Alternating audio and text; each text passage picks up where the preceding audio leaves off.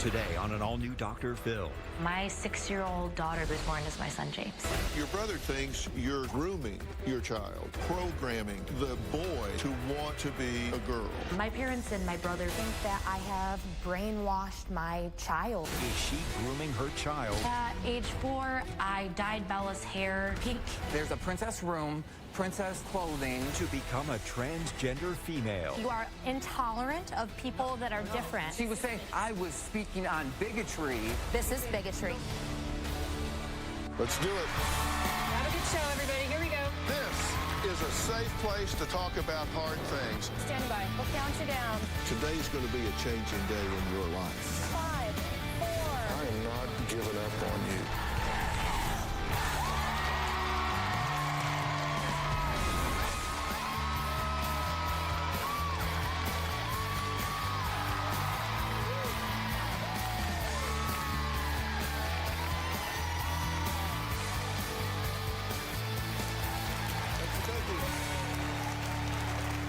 Just this past September, Carly made a big announcement on her Facebook page regarding her 6-year-old son, James. It read, "In February, James transitioned socially from male to female. Her name is Isabella. She goes by Bella." Take a look. My 6-year-old daughter, Bella, is smart. She's very independent. She's really sassy. Fascinated. She marches to the beat of her own drum, and she was born as my son, James. By 3 years old, James was showing a preference for things that were pink, sparkly, hearts, dolls. Which one do you want? Pink one? We had some accessories. Yeah.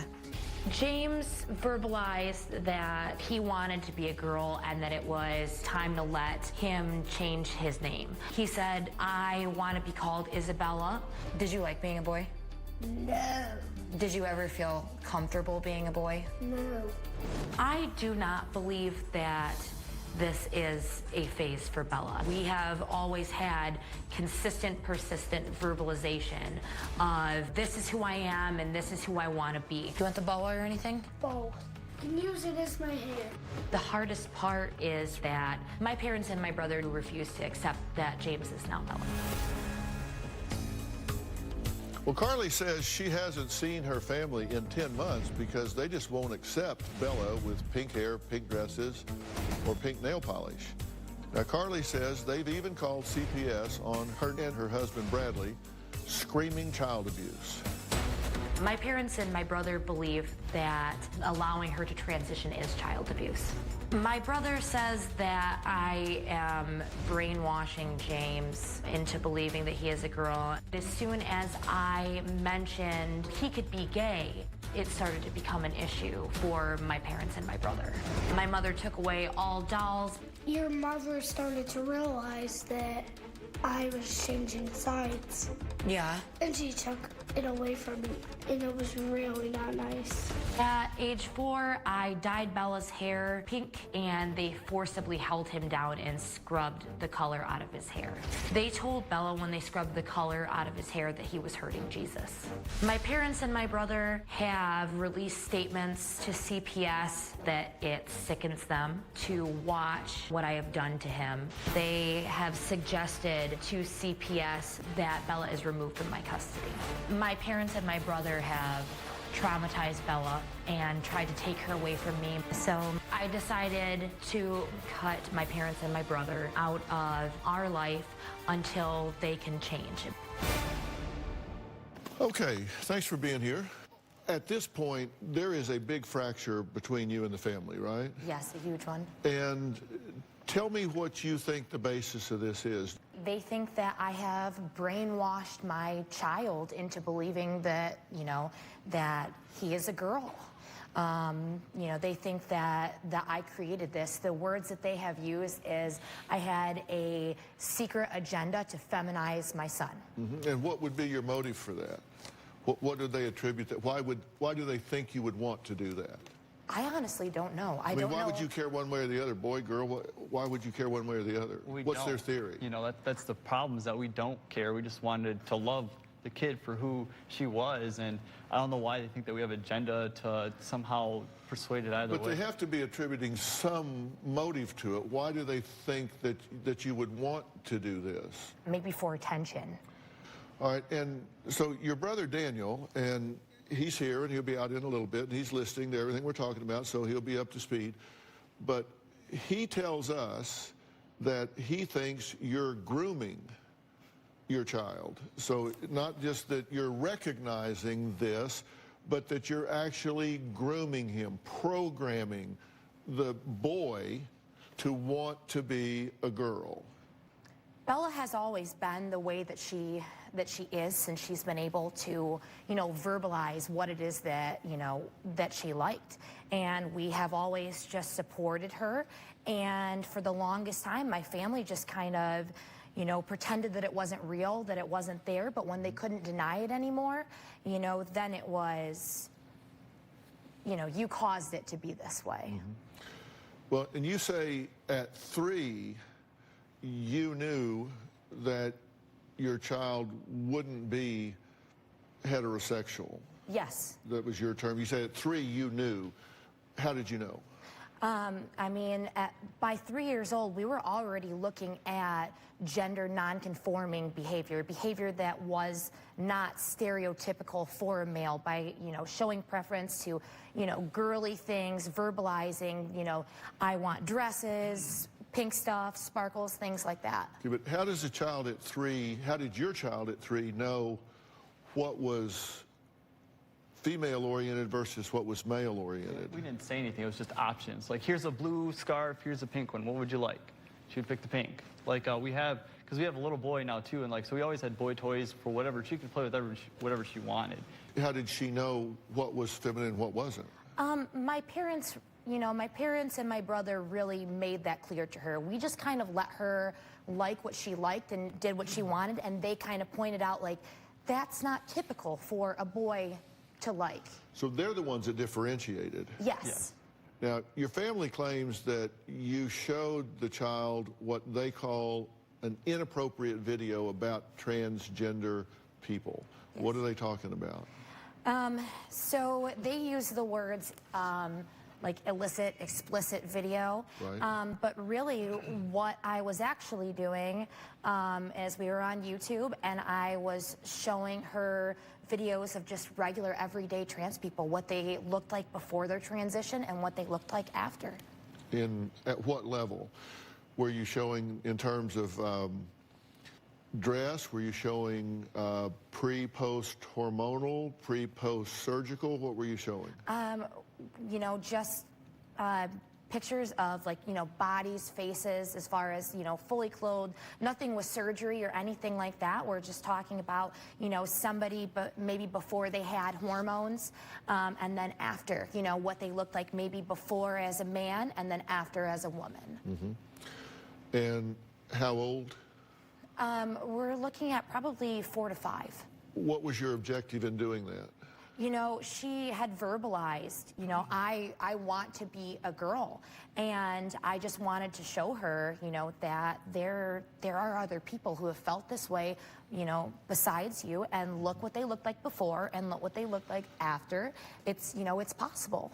Carly's brother says she is to blame for what he calls his nephew, not his niece. He doesn't like to use the female pronoun. Transitioning into a girl. He'll tell us why next. My sister has groomed my nephew. When James was living with my parents, there was never any indication that James wanted to be a girl. She believes that he wants to be a girl, and I think that this child wants to make his mother happy. And later... I've been blindsided. Why have you been blindsided? Because I was told that wasn't going to be aired because there was no reason for it. This seems very relevant to me. You told me I should be institutionalized. They can pop it up for you.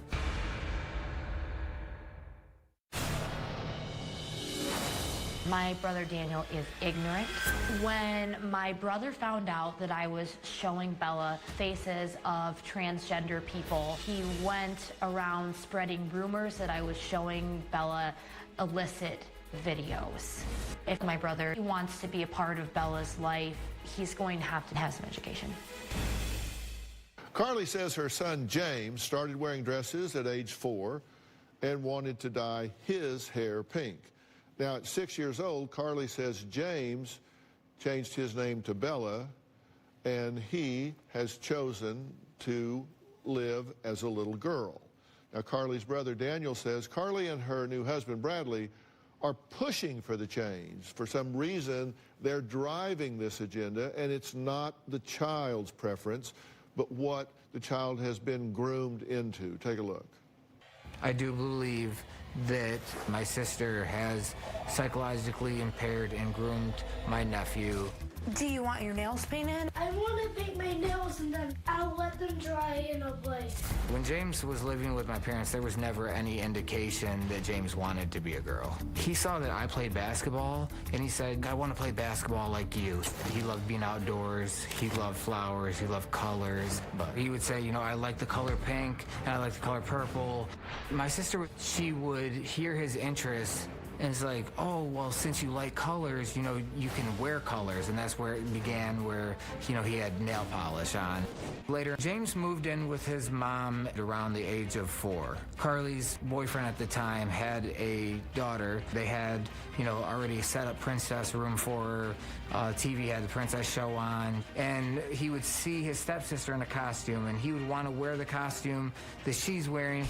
And when Carly would see James dress up, she did believe that that was considered actions of a boy that wanted to be a girl. Just look at all the play that I have. So 1 month before James turns 4 years old, he came over to my parents' house. I was there as well. He looked kind of confused, distraught, and he said, my mom showed me a video of a 4-year-old little boy getting pills to be a girl, and he had a surgery to go from a boy to a girl. He felt that she was showing him this so that they could do that. And so the next following statement that he made for the first time ever was that I don't like myself because I'm not a girl. She believes that he wants to be a girl, and I think that this child wants to make his mother happy. Okay, thanks for being here, Daniel. Yeah, thanks for having me. Now, do you refer to this child as James and he, or Bella and she?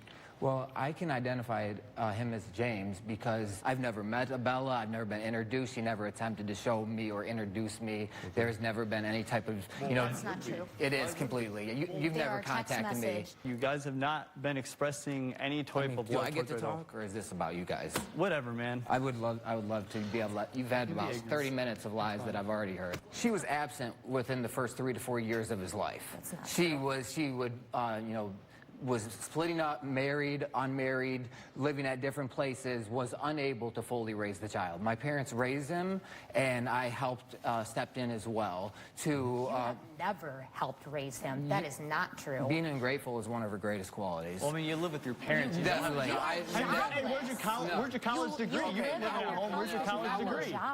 Can I speak, or I don't know. I would love to. You seem like me that you're doing all right. I appreciate it. I'd just love to be able to speak. I don't remember me getting to talk over them, so can I go speak? ahead. Or Yeah, go ahead. That'd be awesome. Just appreciate Okay. it. Definitely great. Spread your ignorance. It's fine. Is that appropriate for him to be saying to me? What? Spread my your ignorance. It's Spreading fine. my 'Cause ignorance. you think that we have some agenda Being to somehow... ignorant. No, You're being I'd love to ignorant. speak. I would love to speak. Okay, Literally continue to speak. you have the floor. So from the very first stages, when she came back into his life, she started to learn that he liked colors, he liked flowers, he had a wonderful imagination. So from that absentee side, she initially had You to weren't there determine. when he was I would love to baby. speak. I would love to speak. Okay, come on, just say what you want to like- say. What are you, delicate? She moves him in.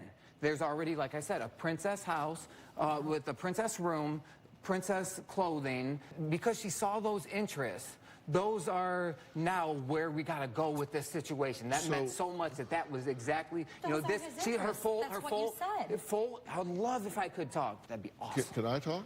Yes. So you think she legitimately thought that was the interest, but then she closed out any options? Correct. like showing those explicit videos. You know, when he saw that video, it was almost like she was showing it so they, like they were planning on doing that together. I want to make my mom happy. I see what you're showing me, and yes, Mom, we're going to do what you're introducing to me because that's what I want to do for you. Okay, when we come back, Carly's mother claims that Carly is doing all of this for revenge. She says she does know what the agenda is, and she's going to tell us what she means by that when we talk to her next.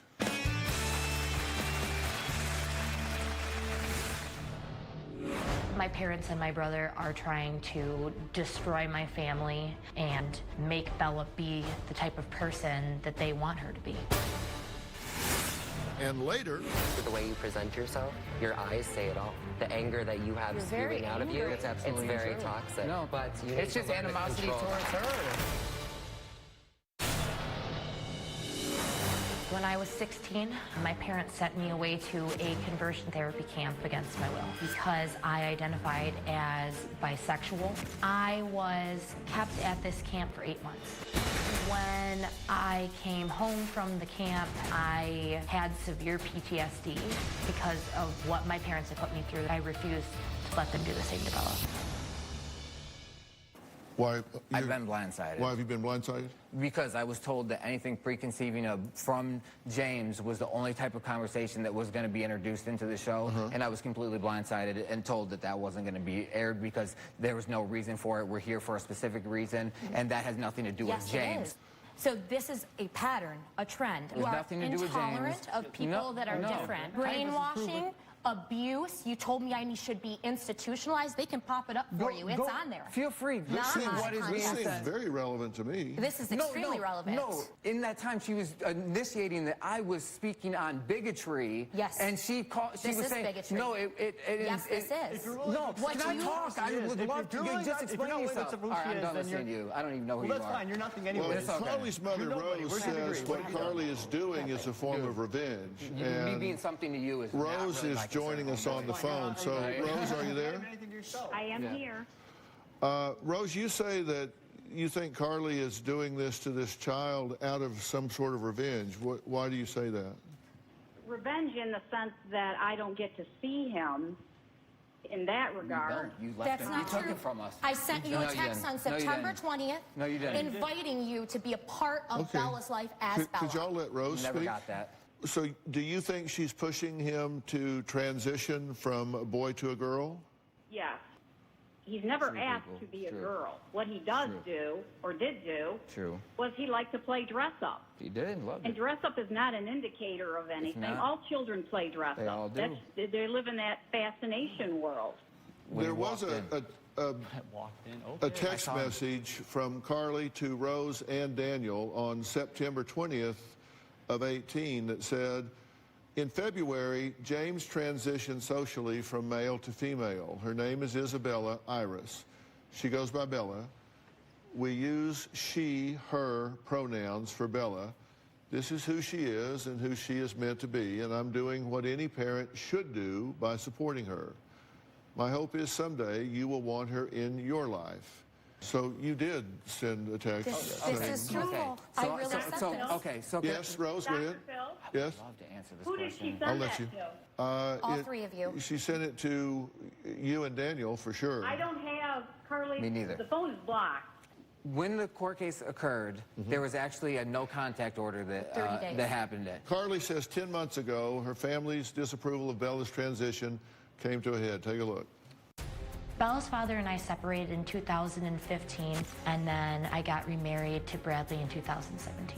At the end of 2017, Bella's father passed away. James stayed with us the whole week so that my sister could, prepare for the funeral. At that time, she had purchased him pink shoes, pink coat, and girls' underwear. My sister noticed when he showed up at the funeral that he was wearing what's considered a boy's coat, boy's shoes. Then my brother started screaming at us, calling us names. That incited my sister to start punching me in the face. And then Bradley punched me in the face. My sister, her husband, began to try to run out the house with the kids and said, James, you're never gonna see your grandparents again, and you're never gonna see your uncle again. Let's go. And he was kicking and screaming. Because the children were present during the fight, CPS has come to my house twice. My parents and my brother are trying to destroy my family and make Bella be the type of person that they want her to be. You were drunk. What did you think about the last part of that tape? Oh, my goodness. You didn't hear it. No, I didn't. We're going to take a break, and coming up, I'm going to add a former guest who can relate to Carly. Her son transitioned to female as well. It's been almost 10 years. We're going to catch up with her and her daughter next.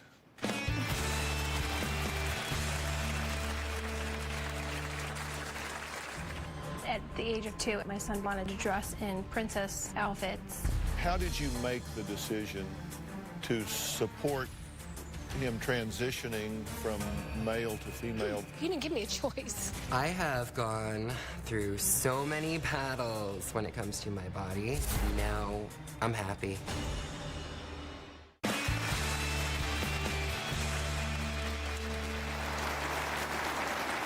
Well, Tony appeared on the show almost 10 years ago when her 13-year-old son at the time began transitioning to a girl. Her story became the subject of a controversial debate. Should parents stop their child from transitioning or support it? Here's what happened. At the age of 2, my son wanted to dress in princess outfits. At the age of 4, he asked me when his penis was going to fall off and that he was going to be a big girl. I went to the pediatrician. I said, why does he still think he's going to be a girl? And that's when she handed me paperwork about gender identity disorder. How did you make the decision to support him transitioning from male to female versus saying, no, this is wrong, and he needs therapy? He didn't give me a choice. He didn't really say, can I do this? He just said, this is what I have to do to live. My mom thinks I'm a princess because I have everything. Like, I want everything. This is one of my favorite skirts. How did Dad deal with the boys wanting to be female? He dealt with it like I did. The child was adamant this is what he wanted, and we tried to do everything unisex. This is different from what we would do at our clinic. We would involve the father more. We would discourage the feminine interest, really build up his boy identity, make him feel good as a boy, and get mother out of her over-enmeshment with the boy.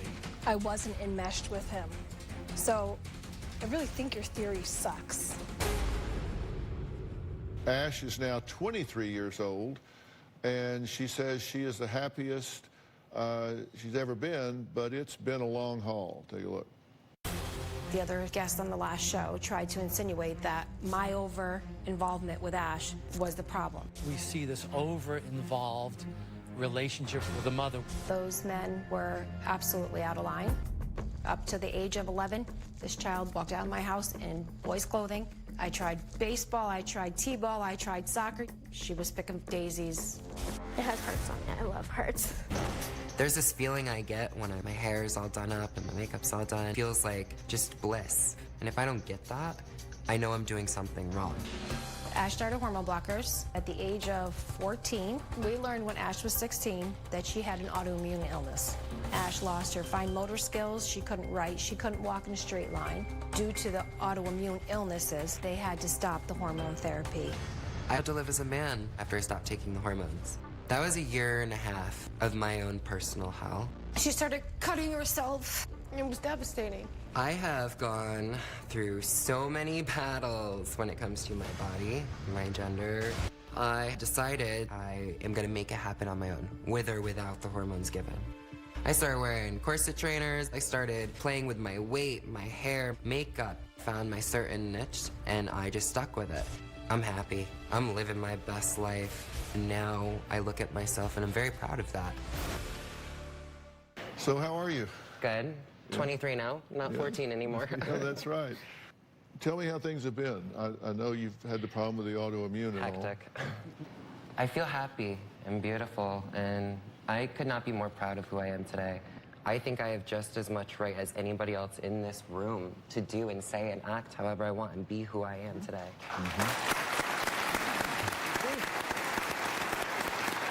And thank you. Tony, you have two other children. You have two other boys. I do. There was no question in terms of gender identity with them at all. No. And There was never any question with Ash either. It was very evident. Your story is identical. There was never the kind of animosity or anger that I see right here. It's really concerning. I was being respectful, I was letting him talk. But I am going to tell you, the way you present yourself, your eyes say it all. The anger that you have spewing out of you, That's absolutely it's very true. toxic. No, but you it's need just to learn to animosity control towards that. her. Do you have a problem with transgender people? I do not. Absolutely So then, how is this show right now about the child and not fixing your family dynamic? I'm actually going to defend you here in just a minute, and God knows you need it. But I am going to defend you in a minute because I think you have a point of view that you just aren't articulating I'm not being very able well. to explain. It's been mostly about her point of view this whole time. And I would like to, like I'm just saying, I would like to. I thought Somebody bring him a victim hat. All right, coming up, Daniel says if his nephew was older, things would be different. He'll tell us how next. We'll be right back.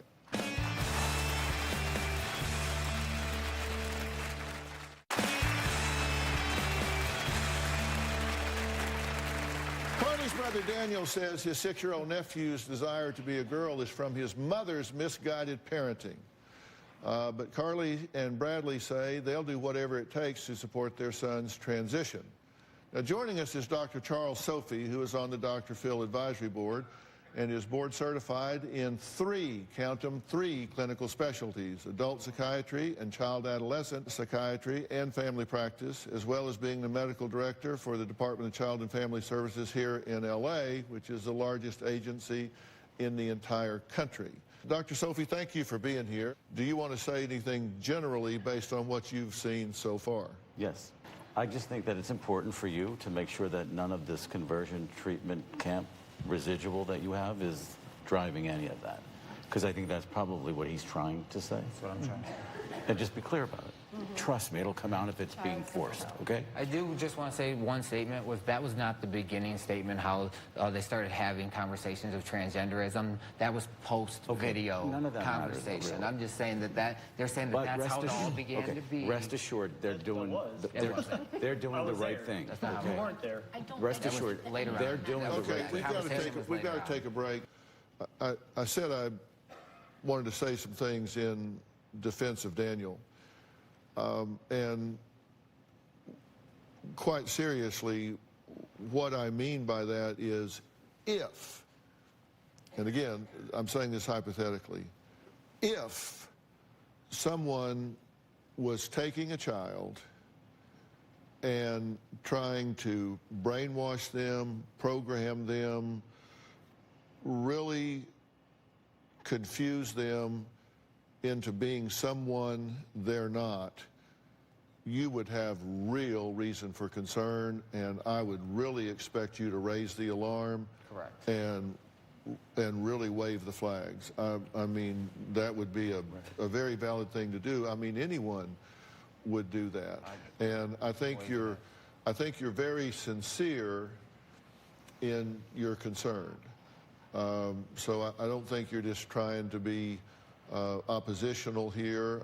I don't think that you're bigoted about this or whatever. I think you're uninformed about a lot of things, but I don't think that you're just trying to be a problem here. I think your concern is sincere. The question really is, can Daniel and Rose accept Bella if in fact that is who that this child wants to be? And will Carly allow them in Bella's life, and under what circumstances? We're going to talk about that next.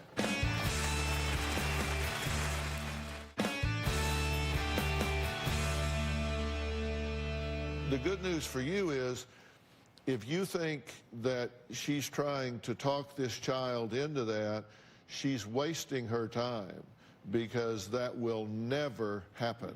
That will never happen, and it will it will come out. Do you believe that there is a certain time that that will happen? It starts at about 3 when a child knows they have a deep sense of gender identity at about 3 years of age. And as long as you keep options available, and they're always available, the main thing is that this child grow up surrounded by love, whoever and whatever they choose to be, however they choose to live, that they don't grow up with anger, judgment from anybody in the family. It's tough enough to grow up without half of the family being angry, rejecting, all of these things. A child needs to grow up being loved 360 degrees, regardless of what they are and what they say they want to be.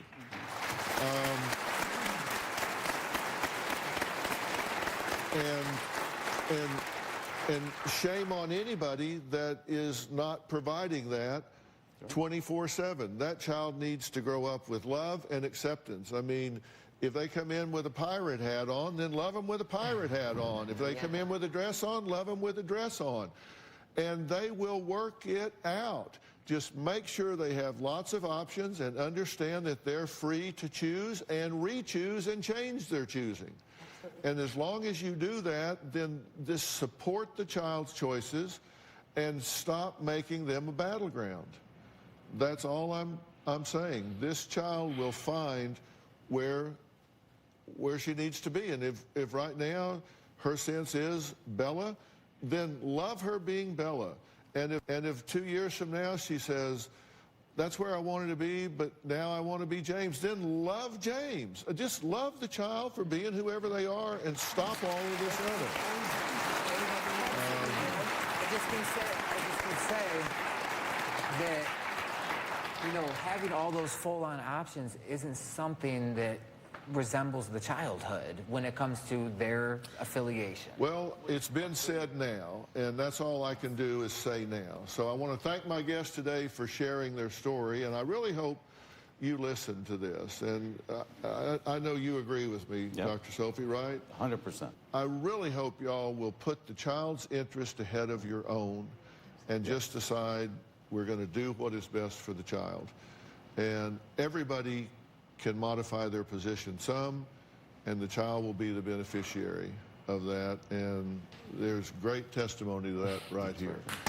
Coming up, superstar Toni Braxton joins me to talk about a struggle she faces every day of her life, but refuses to let it slow her down. Next.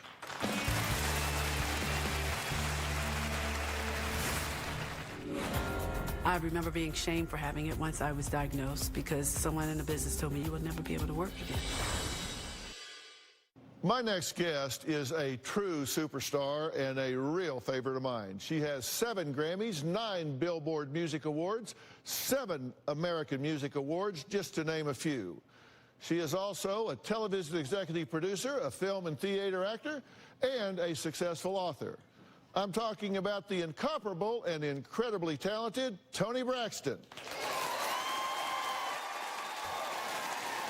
Now,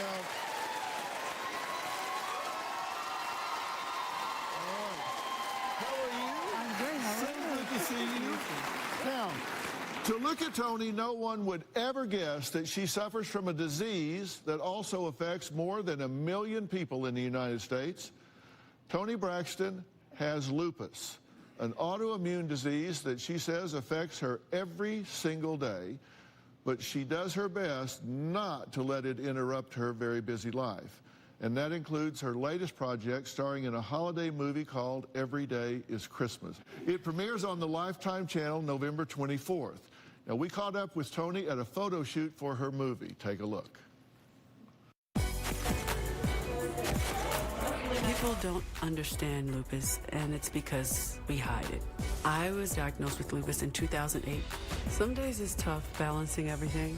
Even a day like today where it was a photo shoot and a couple interviews. It's a constant roller coaster. Lupus is very hard to pinpoint. I was on Broadway in 2003 doing Aida. And one day backstage I passed out. And they told me I had something that attacks the heart. I'm doing a show, I'm Toni Braxton, I don't get sick.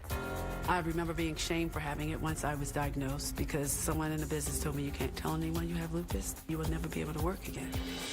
The one thing about having lupus is having to fake like I feel great when I feel horrible. When I don't feel well and it's tough to get through the show, it's a lot of, you sing!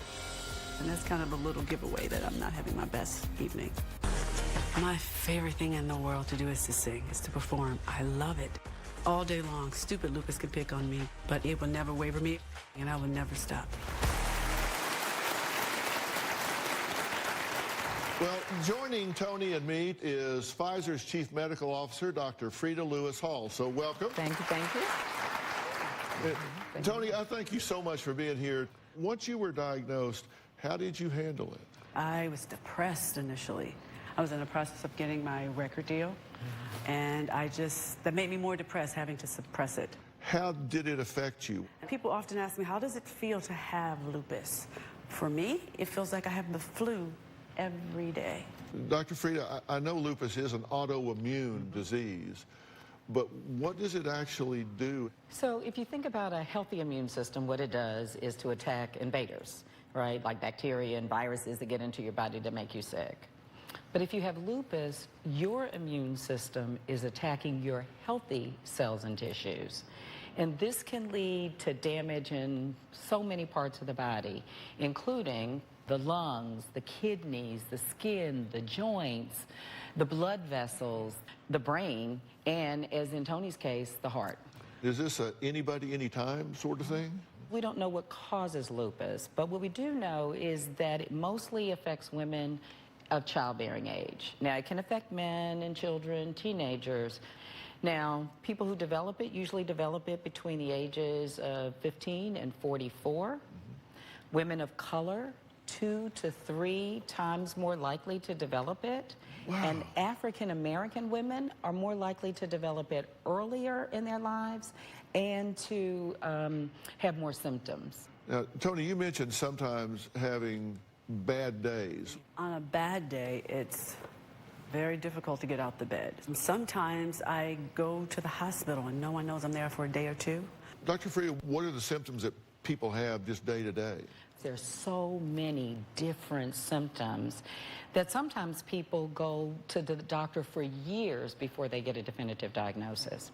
But some of the common symptoms include extreme fatigue, headaches, pain and swelling in the joints, pain in the chest with deep breathing. And sometimes people get foam or blood in their urine, different kinds of rashes that worsen with sun exposure. Wow. Now, put a more extensive list of symptoms of lupus on GetHealthyStayHealthy.com. Lupus cases can be mild to life-threatening. So this can be a serious disease. And it's important to talk to your doctor if you notice that you have any of these symptoms. Absolutely.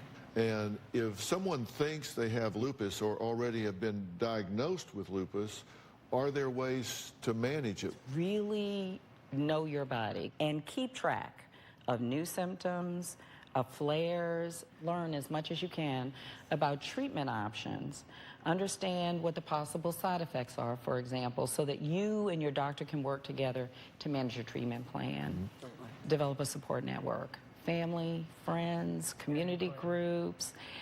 Let me just say thank you for being here to tell your story, because I am sure that many people are going to be helped by the message that you've provided today. If you have it, talk to your doctor about the possibility of participating in a clinical trial so that we can help researchers come up with new and better treatments. I mean, I cannot believe the courage that you've shown doing this, so God bless you for the strength of doing it.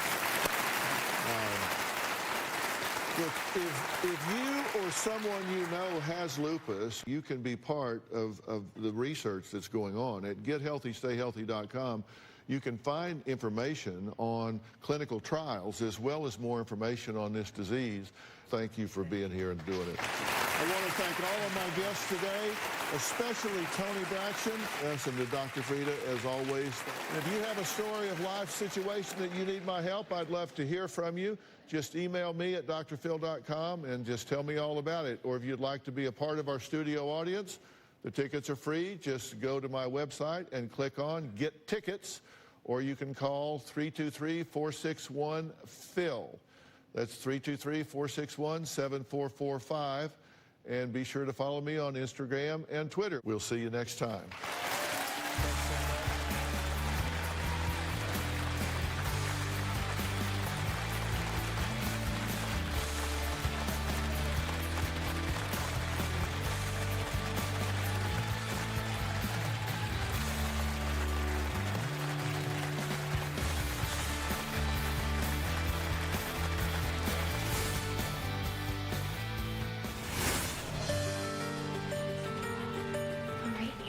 Hello, princess. I love your hair. You're so cute. Can I have a hug? It's nice to meet you. I saw you on the TV. You're so beautiful. Thanks. What's your favorite color? Pink. Me too. I'm happy Mommy gave birth to you. No matter what anybody says, you're an amazing little girl. Those eyes, you look at people and you pierce their souls with those eyes. You have some beautiful eyes. You get shy? Aw. You are adorable.